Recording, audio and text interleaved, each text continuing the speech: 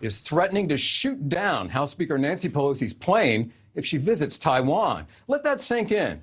That is the threatening full-on war with America that China is doing today, yesterday, and the weeks leading up to that possible trip, and it's in writing. A columnist for Chinese state media tweeted, "If U.S. fighter jets escort Pelosi's plane into Taiwan, it is invasion. The PLA, that's the People's Liberation Army, has the right to forcibly dispel Pelosi's plane and the U.S. fighter jets, including firing warning shots and making tactical movement of obstruction. If ineffective, then shoot them down."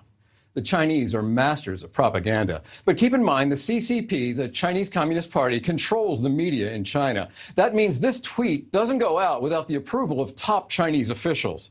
For all the tough talk this week, this is the clearest sign yet that the Chinese are willing to kill the second in line to the presidency of the United States if she goes through with her plan to visit. That could set off a chain of events that could lead to open military conflict between the U.S. and China, a nation boasting more active duty troops in uniform than any other country in the world. Well, our military is not taking the threat lightly. The USS Ronald Reagan Strike Group is already in the South China Sea patrolling. The speaker is expected to head to Asia as soon as tonight. She kept quiet earlier today on whether or not she'll actually go to Taiwan.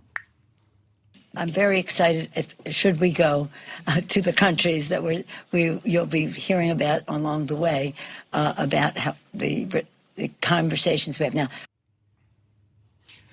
Now, Nancy Pelosi would be the first Speaker of the House to visit Taiwan since Newt Gingrich did it in 1997. And here's how he described his decision to go there at the time.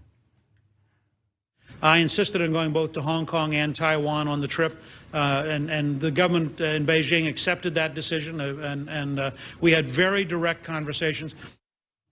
Okay, this time is the U.S. boxed in. The Chinese say Premier Xi Jinping warned President Biden in their call yesterday, quote, "Those who play with fire will perish by it."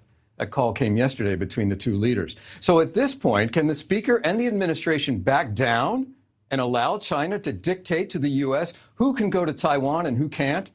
Now, timing is everything here. We know the Chinese have long considered Taiwan as their own. And after years of diplomacy and occasional military tensions, yes, they may now be prepared to move in with force and take the island nation.